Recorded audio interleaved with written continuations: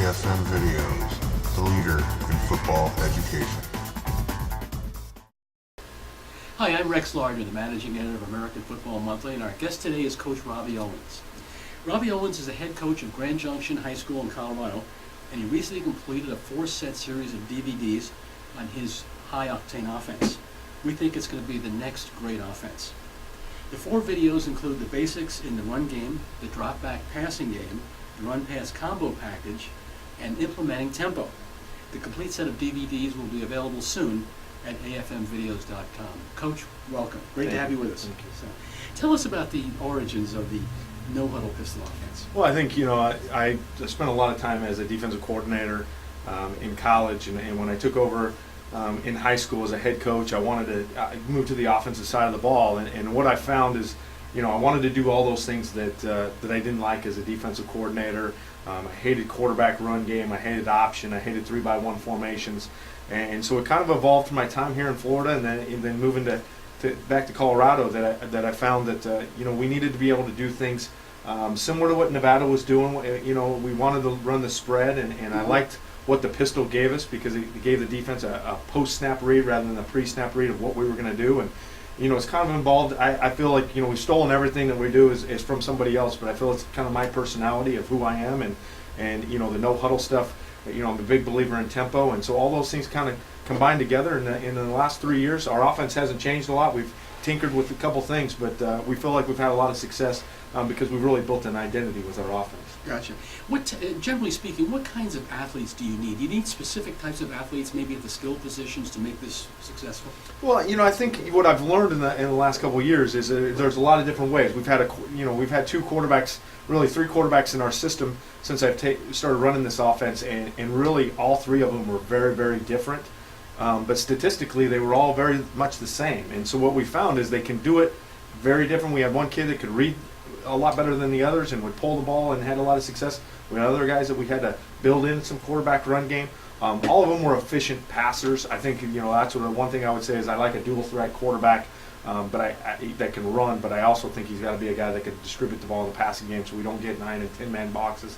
Right. But I think what we found is we feel like at Grand Junction, it's never been that we've had better athletes than everybody else. What we feel like is our scheme has given us a schematic advantage of some of our opponents. Gotcha. Well, Robbie, your first video is entitled Basics in the Run Game. What are the priorities to making your running game successful? Well, I think it always starts up front. I think you have to do things. We like to complicate things with formations and motions and shifts and things like that, but we like to keep things simple for our up front guys. We build everything off of a premise of a basic ISO play. We call it power, our power run game, but we really want to run ISO where we're leading with the fullback, your typical ISO play, so we're in a 21 personnel type look, but we also want to lead with our pulling guard. We can pull a tackle. We can flex a tight end off the line of scrimmage, and we can lead with a tight end. So we use a lot of variety of ways to run the exact same play. Mm-hmm. And then we think we have a system within our offense that we can make adjustments to what the defense is doing, or personnel adjustments that we have to make. If we don't have a great matchup on a 3 technique, or we don't have a great matchup on a backside inside linebacker with our tackle dipping inside, what we feel like we can do is we can adjust those angles with real simple variances in our calls to allow us to have better angles and be effective in the run game, because it's always going to start with the run game for us, and then we're going to feed off of that into a passing game. Now we'll segue into the drop-back passing game. What is really needed to make this thing work? Again, we think we simplify the protections for our up-front guys, right. Mm-hmm. But I think quarterback-wise, whatever your philosophy is in the passing game, I think you got to be able to articulate that to your quarterback. Your quarterback has to go out there and be able to distribute the ball with a lot of confidence, and we feel like with our system, we run a lot of run and shoot type philosophy where our guys have some option routes within the scheme, but we want our quarterbacks to have a simple progression read where they can do their 3-step drop and know where their ball's supposed to go. And we've practiced it a lot in 7-on-7 and are able to get our quarterbacks comfortable within our offense. And the drop back passing game is crucial because, again, if we're running the ball effectively, we know we're going to get 8-man box, we know we're going to get a 1 high safety, and we know that we can really help our quarterbacks become effective passers. Gotcha. Well, that will segue then into the next thing, and the third video is on the run-pass combo play.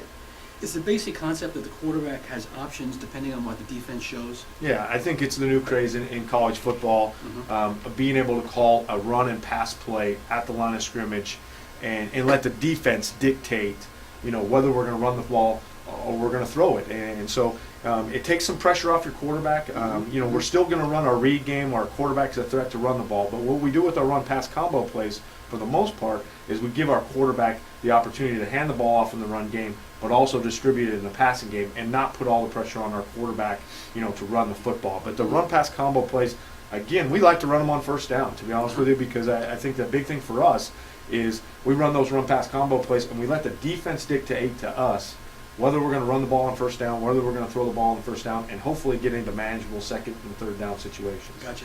Coach, the last video is implementing tempo. Are there certain requirements or priorities relative to making that work? Well, I think, again, a new trend in football is going to be, the tempos. I think everybody's got to fit it to their personality. They got to fit it to their offense. I mean, I'm a big believer in not huddling. I'll probably never huddle again, just because I think it's given us so many aspects to our offense. It's opened it up. I feel as a coach and an offensive coordinator, I'm able to get our kids in a better play based on what the defense is showing us pre-snap. And we use a variety of tempos. We try to get the defenses to give us a different look so we know we can make an adjustment. But for the most part, we're going to be as fast as we possibly can. And I tell most coaches, I think the key is just incorporate what you're doing currently in your offense and just figure out how to communicate that at the line of scrimmage without giving the defense too much clues. But at the end of the day, the tempo and the pace is not going to allow the defense to adjust a lot, and I think you can take a lot of advantage just with using tempo. Gotcha. Well, Coach, thank you. Appreciate you being with us. Our guest today has been Robbie Owens, the head coach at Grand Junction High School in Colorado. His 4-set DVD coaching instructional package on the No Huddle Power Pistol will be available soon at afmvideos.com. Thanks, Coach. Thank you.